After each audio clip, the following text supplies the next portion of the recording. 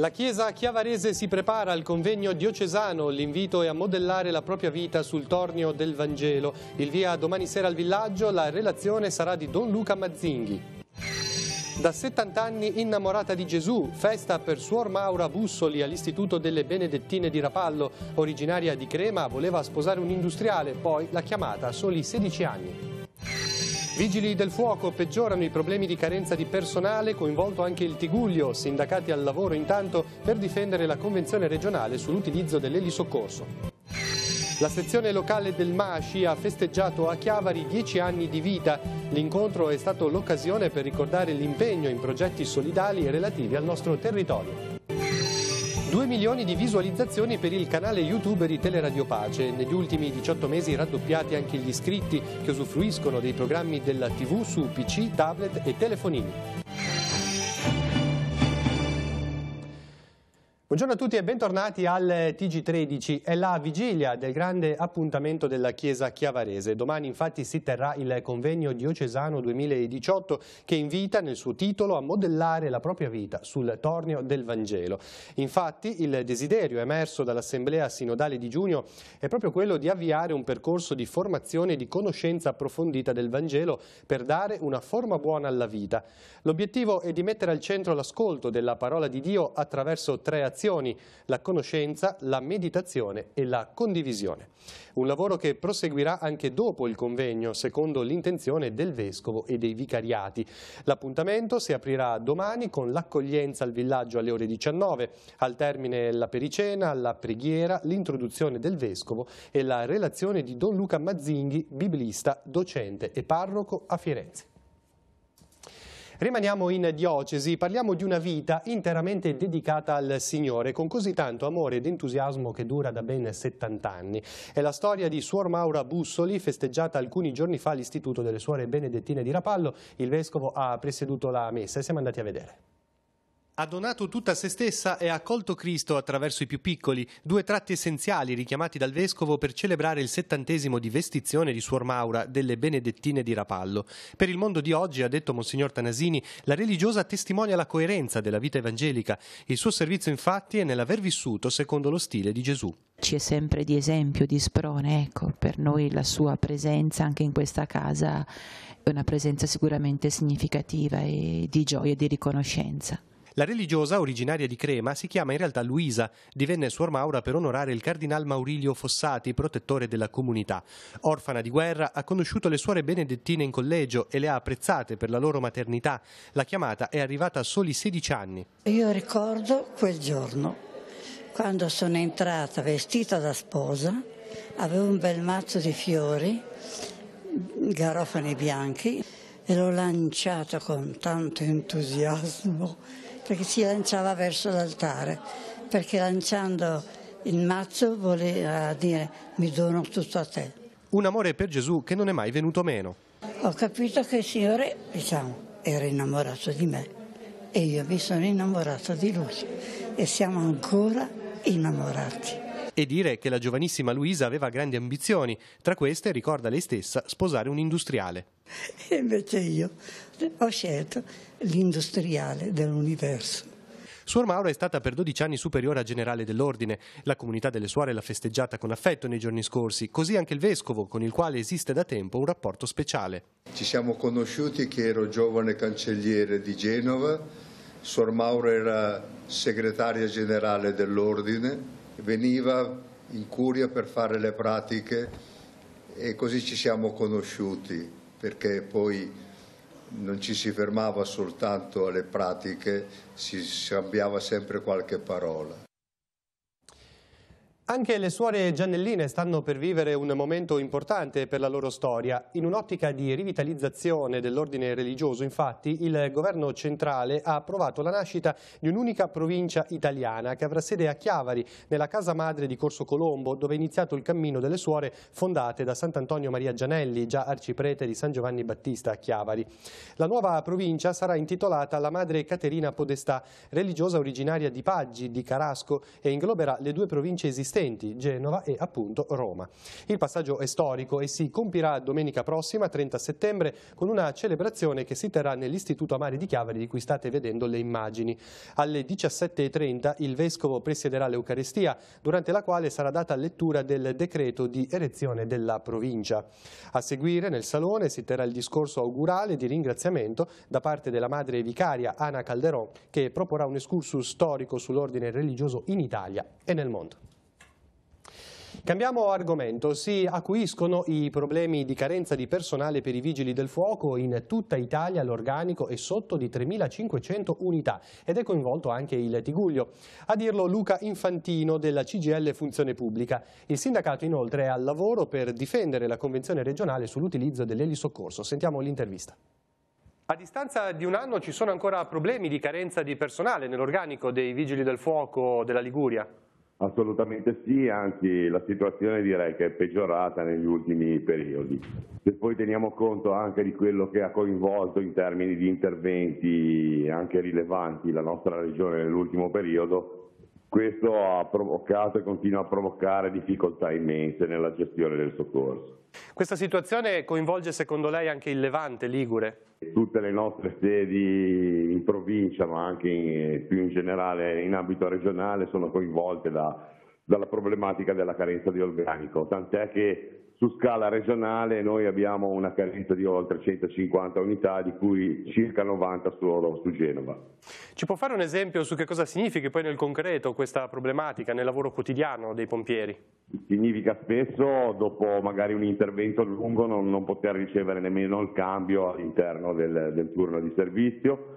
Significa ad esempio che quando usciamo, specialmente nelle sedi distaccate come Rapallo, siamo costretti a chiudere la sede e poi uscire perché non abbiamo più il personale che rimane a presidiare la sede stessa.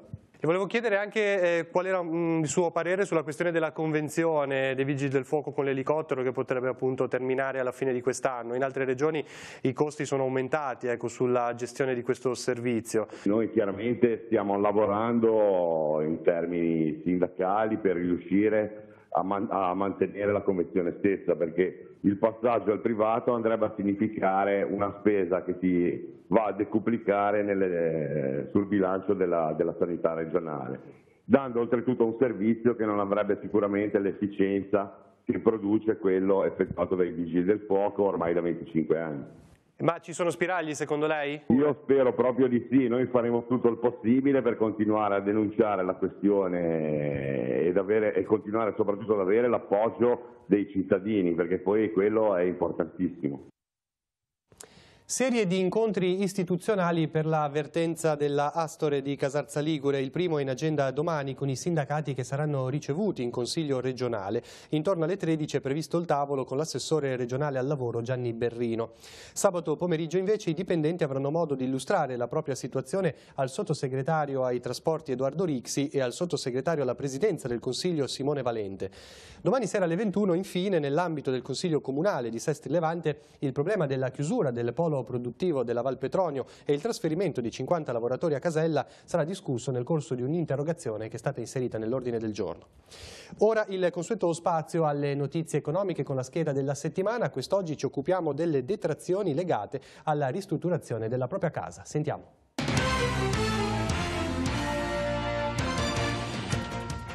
È stato pubblicato il decreto che disciplina le procedure e le modalità con le quali Enea, l'Agenzia Nazionale per l'Energia e lo Sviluppo Economico Sostenibile, effettua i controlli sia documentali che sul posto per accertare le sussistenze delle condizioni per la fruizione delle detrazioni fiscali.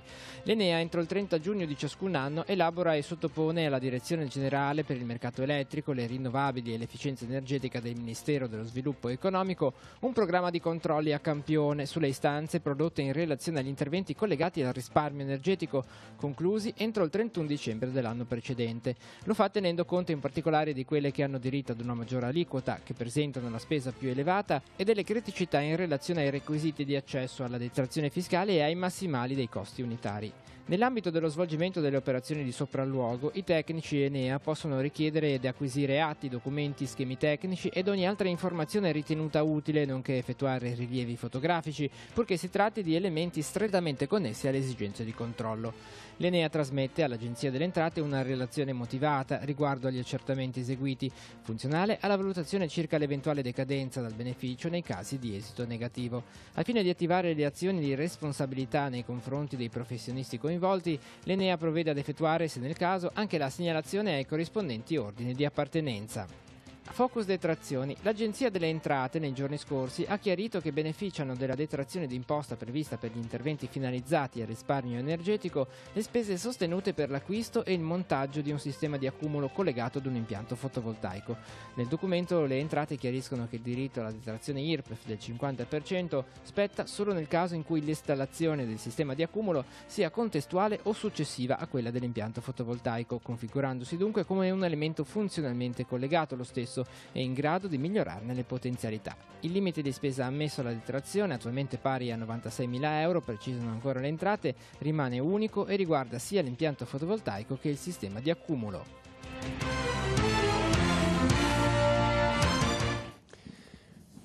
Uniformati gli orari di apertura al pubblico degli uffici delle entrate della Liguria a partire dal prossimo 1° di ottobre. In tutte le sedi liguri, infatti, gli sportelli saranno attivi dal lunedì al venerdì dalle 8:30 alle 13, con apertura pomeridiana nelle giornate di martedì e giovedì dalle 14 alle 15. Soltanto per le sedi degli uffici delle entrate di Genova, gli sportelli effettueranno orario continuato dalle 8:30 alle 15 nei giorni di apertura pomeridiana.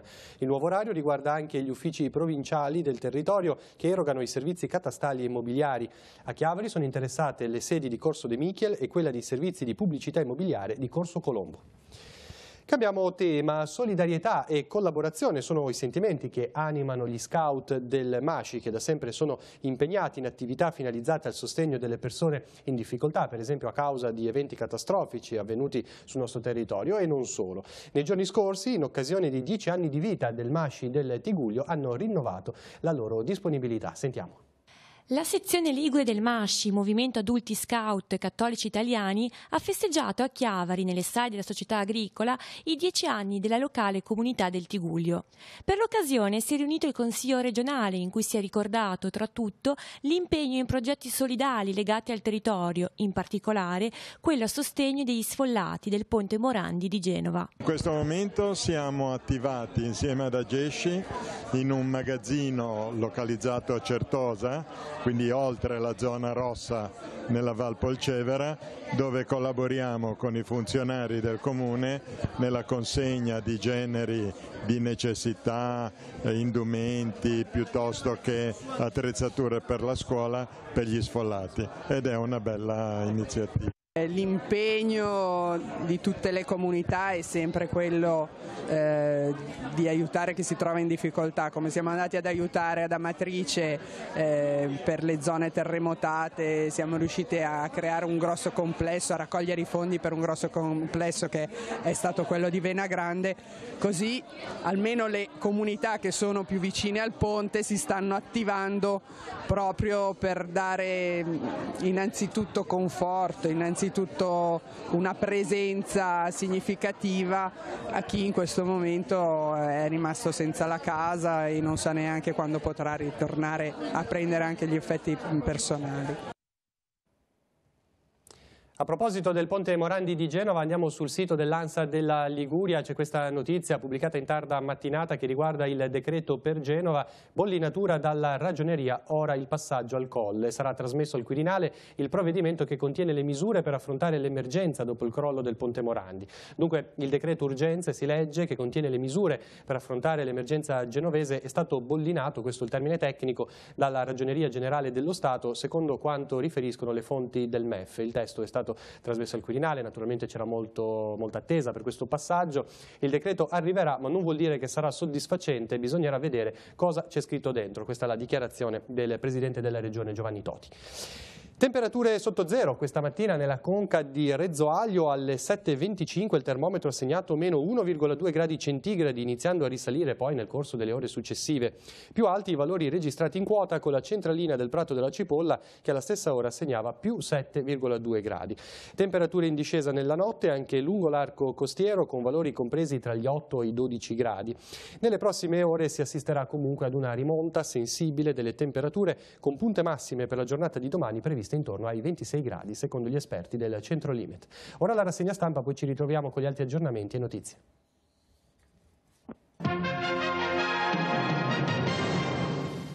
Avvenire titola: il Papa ai cinesi, una fase nuova al Sinodo Due Vescovi di Pechino. Dopo l'accordo lettera di Francesco, già la prima svolta nelle relazioni. L'analisi di Fazzini: la febbre cristiana scuote il gigante ateo.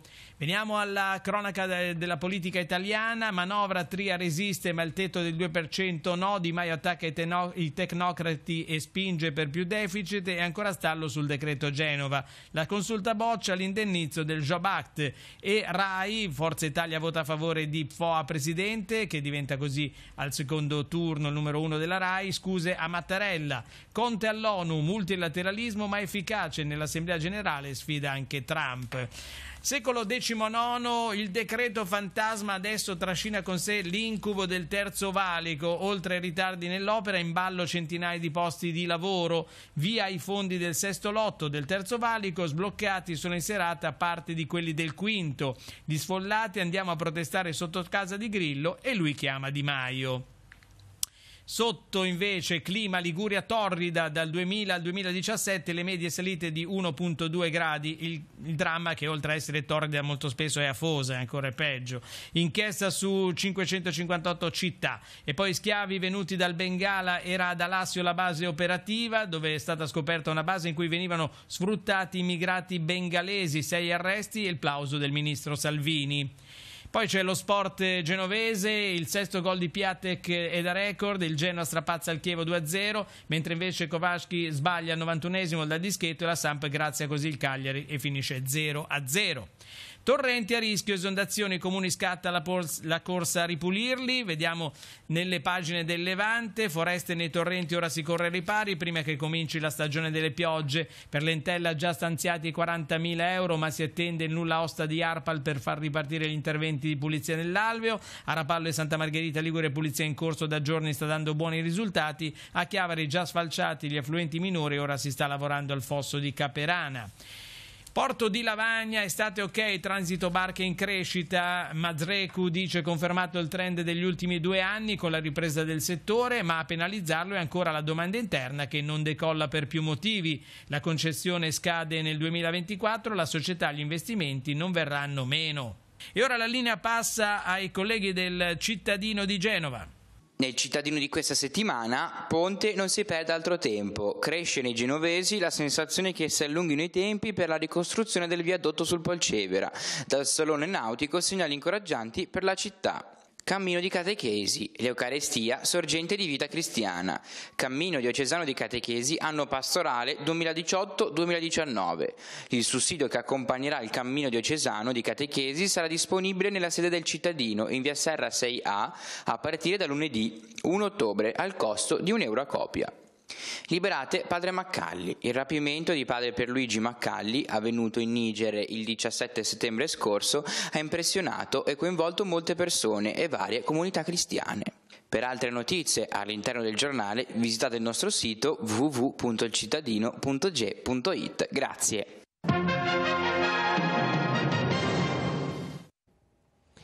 È il momento di collegarci con la redazione per gli ultimi aggiornamenti. È pronta Francesca Caporello. Te Francesca. Sì, grazie Maurizio, buongiorno a tutti. La città di Rapallo raccoglierà il testimone da Macerata ospitando Futura Rapallo, il futuro sottosopra. La tappa Ligure di Futuritalia, il tour in 25 tappe creato dal Ministero dell'Istruzione, dell'Università e della Ricerca per fare il punto sulle trasformazioni che interessano l'istruzione. La manifestazione si terrà a Rapallo dal 30 settembre al 2 ottobre e sarà distribuita su 8 diversi luoghi, tra cui il Castello, l'Auditorium delle Clarisse e il Liceo da Vigo. L'Istituto di Istruzione Superiore Fortunio Liceti di Rapallo è stato individuato dal MIUR per l'organizzazione locale. Ogni territorio nel quale Futura si ferma caratterizza l'evento su un proprio tema di riferimento e per la Liguria il tema è fragilità e resilienza, un argomento che dopo il crollo del ponte Morandi risulta ancora più pertinente. Nel corso dei 3 giorni verranno affrontate non solo la fragilità ambientale, quella umana, fisica e psicologica, ma soprattutto l'importanza di costruire solide connessioni sia reali che virtuali, sviluppando la capacità di affrontare e superare difficoltà e limiti. E dalla redazione è tutto, ripasso la linea allo studio. Bene, grazie. Noi proseguiamo con un servizio che riguarda la nostra emittente perché continua il trend di crescita per il canale YouTube di Teleradio Pace. Negli ultimi 18 mesi sono raddoppiati gli accessi e il numero di visualizzazione degli utenti. Se ne è occupato Andrea Capitani. Superata la soglia di 2 milioni di visualizzazioni per il canale YouTube di Teleradio Pace. A 6 anni esatti dalla piena operatività del canale, aperto però dall'8 gennaio del 2009, per ben 2 milioni di volte qualcuno ha cliccato su uno delle migliaia di video pubblicati in questi anni, restando a guardare complessivamente per oltre 9 milioni e 147 mila minuti e una media di visione per ciascun utente di 5 minuti. Numeri importanti per la vetrina mondiale dell'emittente televisiva diocesana, che nel giro di un anno e mezzo ha raddoppiato questa cifra, doppiando i quasi 4 milioni e 700 mila minuti di video visti fino a gennaio 2017, l'equivalente di 9 anni di durata, e che confermano come questo luogo digitale sia diventato negli anni, insieme al sito teleradiopACE.com, uno degli spazi più importanti attraverso il quale l'emittente raggiunge una fetta sempre più ampia del suo pubblico, oramai sempre più orientato alla fruizione dei contenuti su richiesta attraverso tablet e telefonini.